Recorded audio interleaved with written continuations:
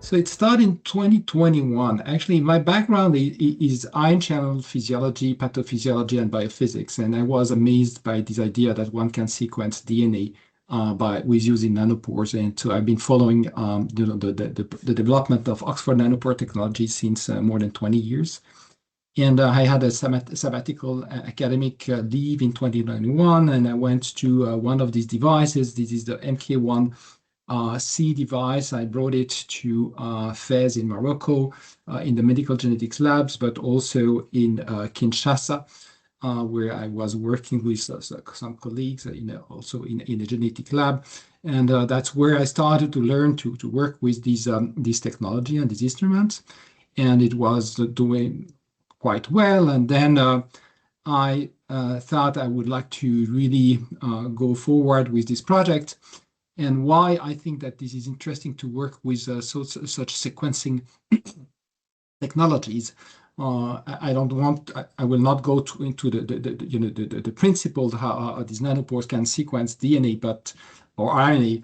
But you may know that you have the company sells portable sequencing devices. That's the MK1C that have been using for a while, and now we have a new one. It's rather cheap. I mean, when you buy I think the MK1C was about $5,000. You have these, it's different. It's not short reads. It's a long read reads that you can sequence, and it has many advantages. And among the many advantages that you also have not only SNPs calling, but also structural variant detection. So I come from physiology, pathophysiology, and I come from the field of ion channel disorders. It means that there are hundreds of disorders that are caused by mutations in genes coding for ion channels, leading to epilepsy, cardiac arrhythmias. One of the very common disorders that we all know is cystic fibrosis, for instance, and we're working on that too. And then the idea was, because I was working with many medical geneticists in African countries, I thought, well, would it be possible to have a minimal portable medical genetics labs in suitcases? And at the beginning, I thought everything would fit in one suitcase, but as you will see, I mean, you need at least 3 suitcases. You know how miniaturized are now these instruments. And then here you see a PhD student, Nada, with these 2 nanopore sequencing devices, the MK1C, MK1D, and here this is the MIG-PCR that we bought. And then that's how I actually started this collaboration with the company Expedite, where for some reason I understood that they were developing and interested in this mobile concept of a lab. And we work on a prototype that will be dedicated to exactly what we wanted to do outside of a normal lab. So the lab that we co-created, that we worked together, and that we got from Expedite looks like this. I think you may have seen that in the frame of the pipetted network. We have all these very small instruments, but you see here the PCR, and then we have these batteries, pipettes, and everything. And here you have the important instruments for PCR. It means that we are actually amplifying genomic region of interest, and this is for the sequencing the MK1D nanopore device with its laptop. Actually, you just need 1 laptop for the 2. We don't need 2 laptops. So we can really go from a sample. It can be blood, fresh blood, dried blood, or buccal swabs, for instance, and then amplify it with PCR, sequence it, and call the different variants that you would find in the sequences that we obtained. The first disease, because this is really a paradigmatic disorder, when you work with African genetics, that's clearly one of the focus that one has to have, is sickle cell disease. Is a recessive disorder. The gene is a gene HBB that codes for the beta globin gene for hemoglobin, and this is a point mutations. So, and where instead of having a glutamic acid in this locus 7, so you have a valine, and this valine actually makes that the hemoglobin will tend to aggregate under certain conditions, and it will deform the red cells, the erythrocytes, so that we'll have these sickle cells that are very fragile, and it leads to anemia, but it will lead also for early mortality in kids, for instance, that have the two mutated alleles. One of the alleles that we have, the most frequent allele is called HBS allele for sickle cell anemia. One word about epidemiology, you see here where it's red and yellow. This is clearly a pathology, a disease, a genetic disorder, a monogenic disorders that we found in sub-Saharan Africa, but also with migration. So you will find it in South America, but also in North America. And it is the most prevalent hemoglobinopathy. It is estimated that about 8 million of people are affected worldwide, but 80% of them live in sub-Saharan Africa. The burden of that disease in sub-Saharan Africa is enormous. I mean, hundreds and thousands of kids are dying every year, depending on the size of the country of the disease. So when we started to think about this portable lab, so we wanted to do a first test. Let's say, early tests, and this was with this mobile lab. And we teamed up with, and it was a nice story, with the Swiss Association of Sickle Cell Disease Patients. And they had their own annual meeting. It was last year in April 25. And we went from Bern, the University of Bern, where we are, to Lausanne. Well, it's not that far, 100 kilometers, but still we had to go, we took the train. And then we went to the hotel where in Lausanne this meeting was taking place. And you see here that this is a room, well, a meeting room of the hotel. And you see we were with patients. In fact, this is the president of the association. And you see that he is actually making, himself a buccal swab. And what we did here is we didn't sequence, but we genotyped by using a kit that is actually a diagnostic accredited kit, in vitro diagnostic assay from the company Lacar from Belgium that would in fact genotype the DNA that you get, that you analyze by a LAMP assay, and you would get the result whether the person has the allele HBS, whether this allele is homo heterozygotes, and there is another allele that is much more rare that's called HBC, and you can get all this with this kit. And what we did after we came in the morning, actually the day before, and then we installed the lab, and in the morning the patients and the associations came, and we took buccal swabs. We also had dry blood samples. And then the kit is extremely simple. So you take, you put one of these piece of paper of the buccal swabs in lysis buffer. You let incubate, and then you perform this LAMP assay. And after 3 hours, actually, we got the results. So in that very early study or beta test, if we want, we could learn that this portable laboratory is working in a single setting outside of the lab. We could get correct genotypes for most of these patients when has no been pipetting errors, and then it was fast for 27 patients.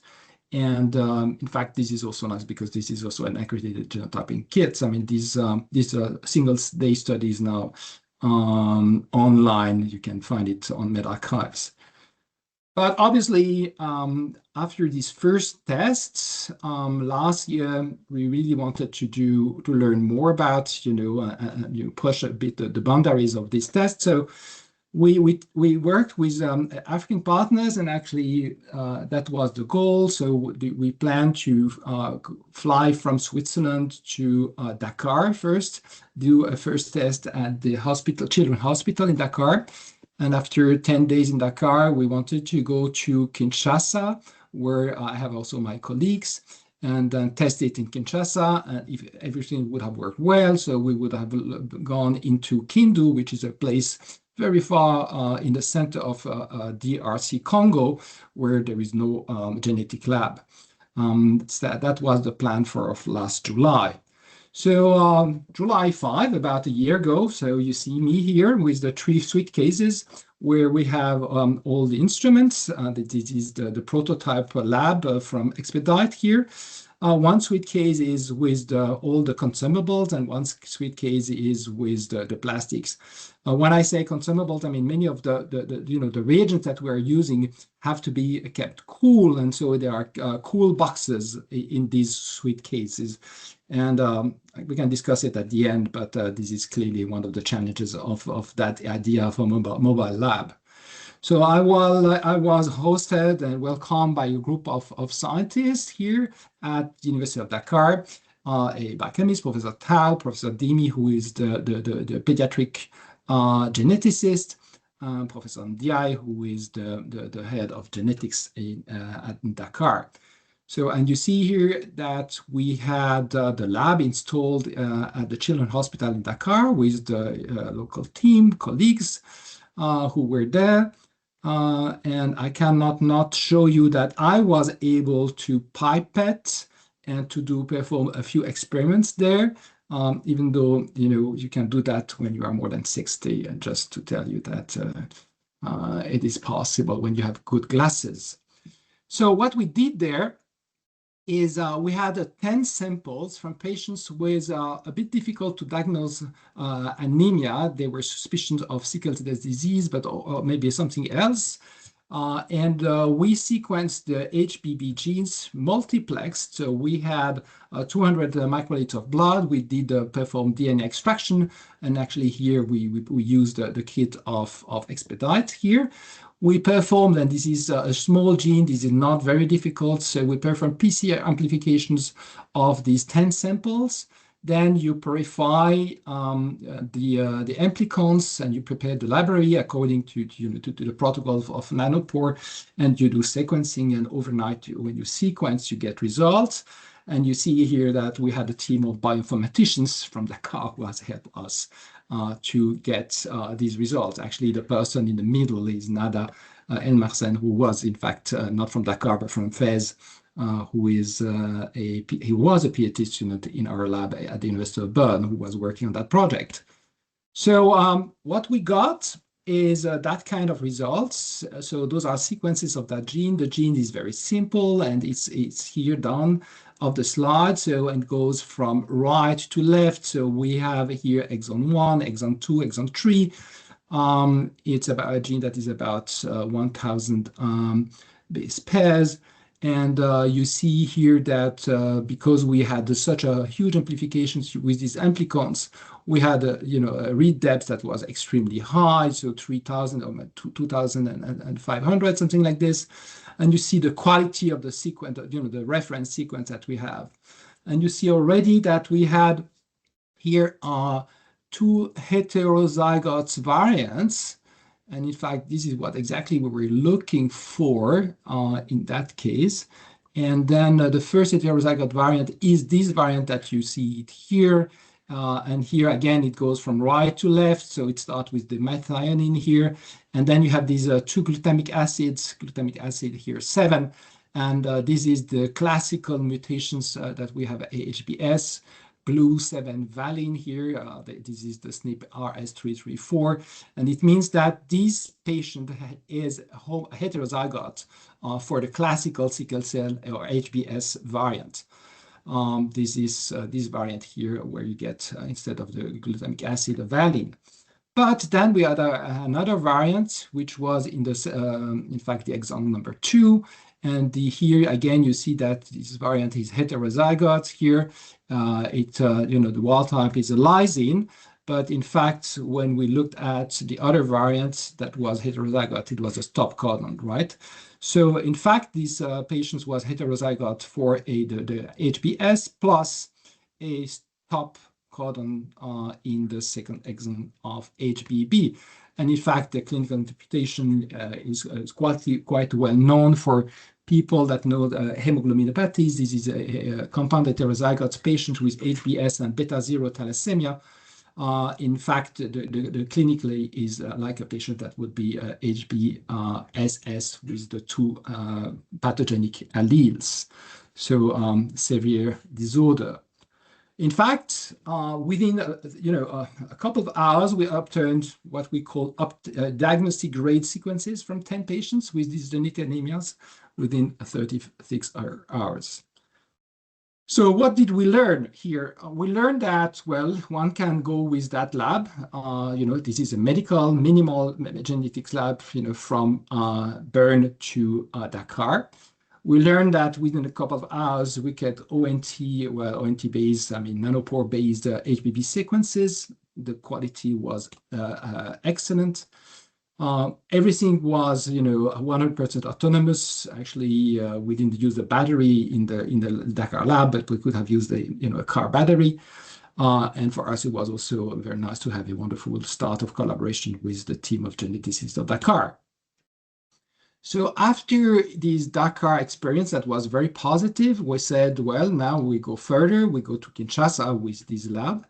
And so that's Dakar, and I had to do a stopover in Lomé, and then the plan was to arrive in Kinshasa after about 1 day flying.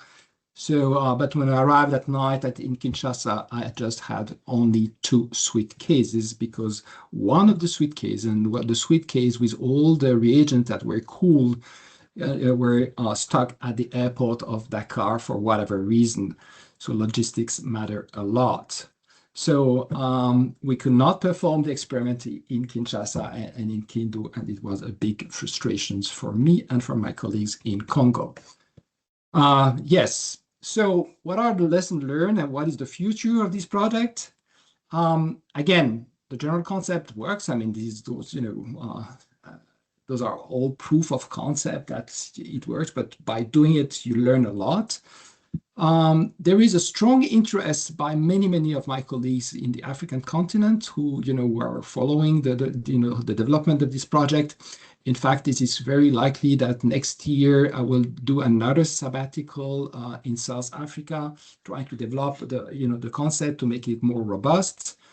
The logistics, obviously, this is a point of particular attention. Reagents is an issue, and we can discuss that about it later on. And again, preparation is key. Not only the preparation of the whole logistics, but the person who is performing all these experiments. And I felt that sometimes I was not well prepared or prepared enough for this. So again, frustrations, but clearly we have this vision that this is possible and we want to implement it in the future. So I didn't, put that in the context of the fact that African populations are extremely not well represented when we study genetic disorders and we do genomics. I mentioned, I think I'm convinced that nanopore-based long-read sequencing is something that will find a niche in some countries. One of the reasons is that it's rather cheap. The whole mobile lab that we in fact constructed with Expedite would cost about 40,000 euros with everything. And then we would like not to focus only on that disease. Actually, we're interested in any rare monogenic disorders, and we already have quite a bit of experience with other diseases, with Wilson disease, epilepsies, arrhythmias, and cancer diseases. I didn't have the time, but we can discuss about it at the end. So when you do that kind of experiment, really, you have to avoid, you all heard about helicopter sciences. And that's really not what we want to do. All what we try to do is to do it in a way that we include as much as possible our colleagues. We do a lot of exchanges. One of the scientists of Dakar will come to University of Bern in a couple of weeks. He will develop the whole concept of hemoglobinopathies to have two more genes, HbA1, HbA2, that would cause alpha thalassemia, but not beta thalassemia. Right, those are the colleagues in Fez, the colleagues in the African also centers at the University of Bern, and I have to say that so far I was extremely pleased of my collaboration with the company Expedite.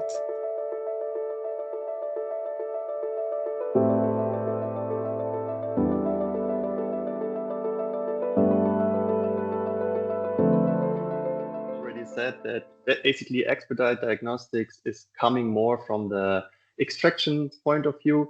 So we focus, in this talk, it will be more focused on the sample extraction, DNA extraction, and DNA purification. So if we think of point of care testings or for decentralized testing, we always think about these three pillars, which is human health, which is mostly infectious disease screening or chronic disease monitoring. The second pillar would be veterinary and food safety, where we want to have a rapid pathogen detection or antimicrobial resistance monitoring in any kind of veterinary or food safety regulations. And the third part is basically what Hugh showed before, is going into remote or resource limited settings and improve the access there to for diagnostics in rural or underserved areas. But for that, we really need really fast nucleic acid extraction technology. And that's basically what we at Expedite focus on. This nucleic acid extraction must be super fast, and also you need the patient near the testing, so basically patient near. And the second part, which is sometimes quite interesting for environmental testing, would be large volume testing. And this ultimately leads then to two examples. I just listed two, the point of care molecular home test or the mobile suitcase lab. In this case, because you talked about that with some NGS applied to that. I will just quickly talk about our fast way of DNA extraction. So if you have, for example, an easy sample like swabs, plasma, serum, you can basically just incubate that in the presence of heat and some lysis buffer without any caltropic salts. And then you also have to add some paramagnetic particles to that. And then we come to the second part here on the right, which we call reverse purification, where we basically not binding any kind of DNA or RNA, we're just binding cell debris or any inhibitory substances. And we just remove all these inhibitory substances from the sample. And this cleared lysate can then be used for downstream applications, for example, qPCR, or as you already showed before, for NGS applications. And this is quite interesting for these point of care settings because you have basically no loss of DNA and RNA. And the other part for the cell lysis, we don't have any caltropic salts included. And that's basically for shipping. It's quite easy because you have to not think about any regulations from that point of view. The problem is then when you work with more complex samples, for example, quite complex liquids as blood or sputum. So you want to have a first amplification of the pathogen of choice or of what you want to see. And in this case, we can basically use the cell capture technology where we can bind with our paramagnetic beads to pathogens from complex liquids, for example, blood. And this can be first separated from the rest of the blood and then you can undergo this full lysis and reverse purification step. You can adjust this cell capture step for bacterial or fungal binding or for human blood cells, for example. One big thing for Expedite is what we can do is this full process is fully adaptable. So we can basically use it only from the cell lysis step, for example, as you showed before, or we can also do the cell capture step before, or we can also have some upstream grinding techniques or downstream purification steps afterwards. So you might think, this one-step DNA extraction, how does that work? Can that actually work? And I hope I can convince you that it really does. So you have your sample that you can mix with some paramagnetic beads. We call them beads A. You add some lysis buffer, and in this case, we can also add some proteinase K. You have to apply some heat, and in this case, or with the heat, you inactivate nucleases. You can disrupt all the particles that are present in your sample, and this after the reverse purification step, which removes the inhibitors. You have the total nucleic acid, so DNA, RNA, which is then ready for analysis.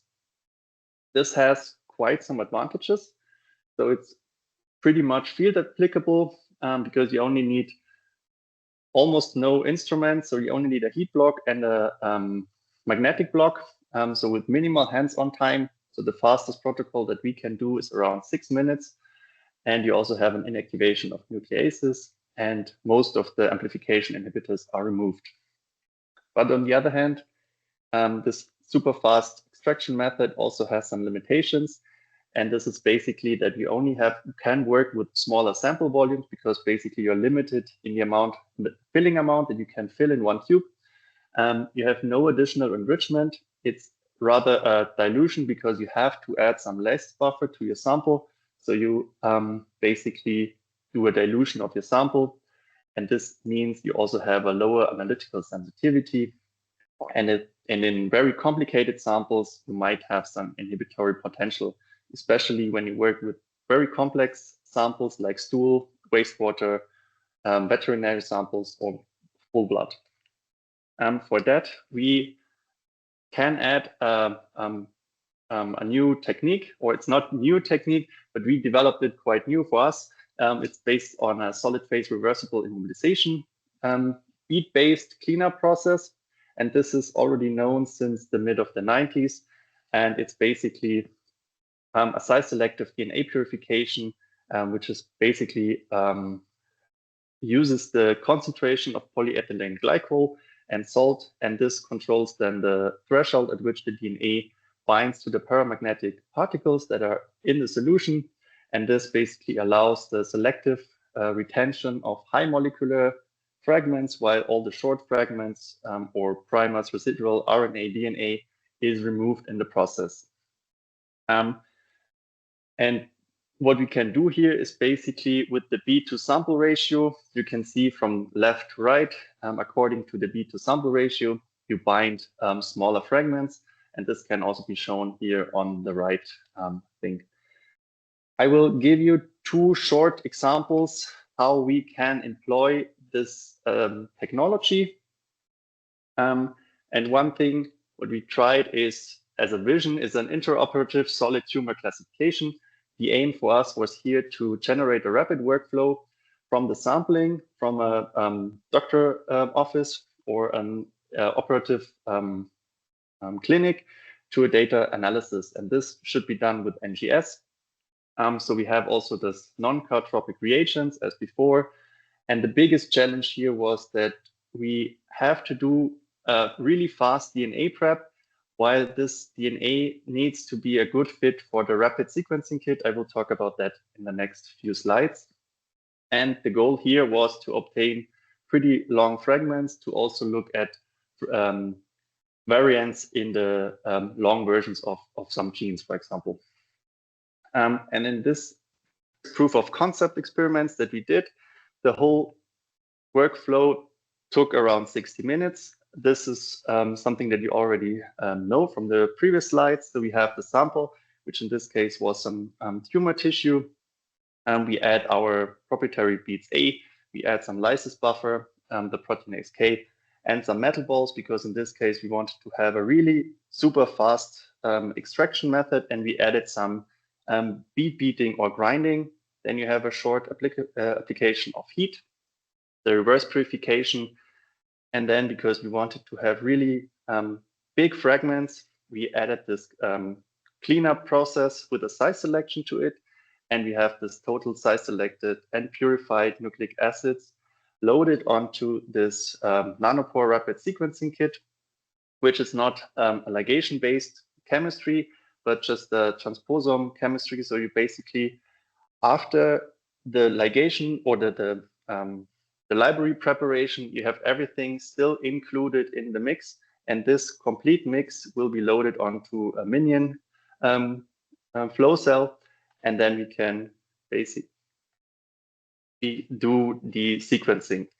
And this is only done for 30 minutes of sequencing, just to mimic this interoperative workflow that we wanted to look at. So we have around 20 minutes of sample preparation time, plus 10 minutes of this library preparation, and then 30 minutes of sequencing. And what we can see that the pore health of this minion flow cell is quite good in consecutive runs, even after this washing procedure of the full flow cell. We had still 99.6% of the pores still active in consecutive runs. The only thing that I have to mention here is that the pore occupancy with around 60% is not ideal at the moment, but this can be also come from this nanopore rapid sequencing kit. And what we also want to acknowledge here, that we have quite long and 50 read length of around 14 kb versus a reference method that we also did here with almost 9 kb. And so basically this vision is, as I said, a first proof of concept, so that this fast extraction workflows are possible to run on an NGS sequencing experiments. And this can enable the resolution of structural variants, copy number alterations, and potentially also some methylation-based tumor classifications. In a second example, I would like to talk about more of a more complex workflow. In this case, about it goes into the sepsis diagnostic or for diagnostic of fungemia and bacteremia from whole blood. And what we wanted to do, we want to reduce the time to result, and that you don't need blood culture for all these sepsis patients.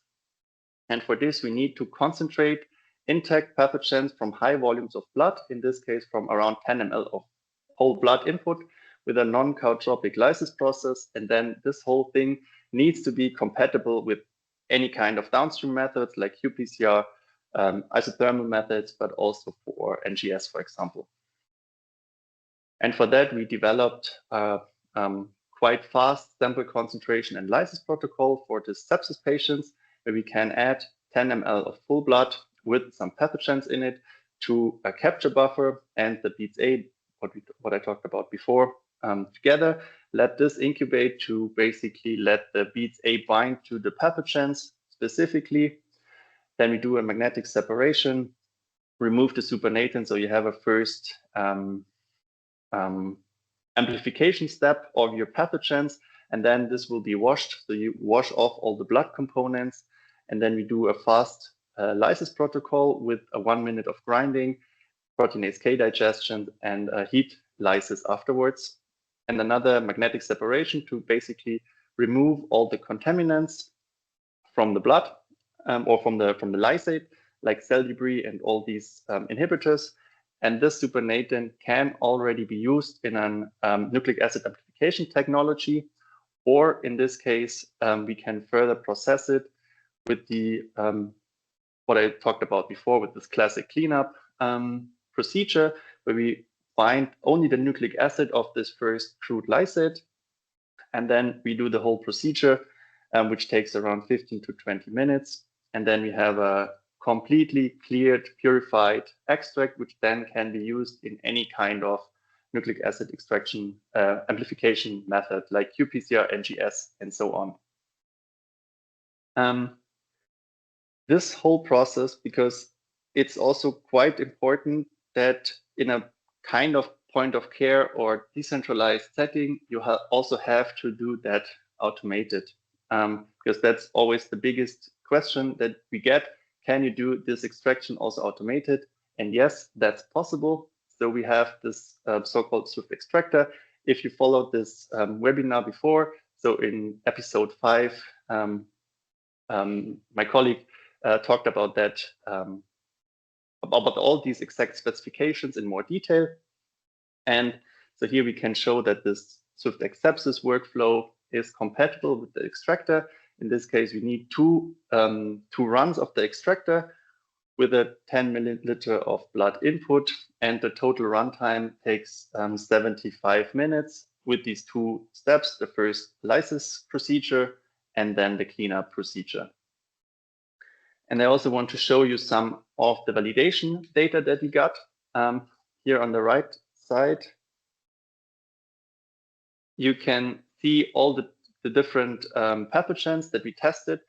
Always here is the spiked CFU per ml that we used in the blood in the beginning. So you basically can multiply that times 10 to have the total amount of pathogens in the blood as an input. And then this will be gone through the whole process. And I hope you can acknowledge that most of these pathogens we can detect down to 10 CFU per ml, which is already quite good. But I also have to say, these are all tested only with our internal laboratory developed tests. It's all single target copy tests, and we could potentially get even higher sensitivity with higher sensitivity assays with multi-target, multi-copy target assays and some IVDR assays. What I want to show here is that we can bind intact pathogens directly from whole blood without the further need of a blood culture. So the sample or the time to result will be shortened by hours or even days. The sample concentration comes from 10 ml to down to 100 microliter. And we have in total, we have a below 2-hour sample prep, and the whole process is very easy to do or can be also fully automated. And we don't use any hazardous reagents, and that hopefully enables a fast detection and a response to bacteremia and fungemia. And with that, I will come to the main takeaways. So a decentralized molecular testing needs very fast nucleic acid extraction workflows. These extraction workflows often have advantages, but also some limitations. That's always something that you have to think about before you start with these fast extraction workflows. In most of these workflows, you have to add some kind of purification procedure. We can use this proprietary reverse purification, or we can also use this classic cleanup that can then fine-tune your extraction process by removal of impurities. And you can also, as a side note, you can do some size selection if this is needed for special NGS purposes. And also an automation on any kind of extraction devices is possible. And with that, I want to thank all of you for attendance, and I'm happy to get some questions from you.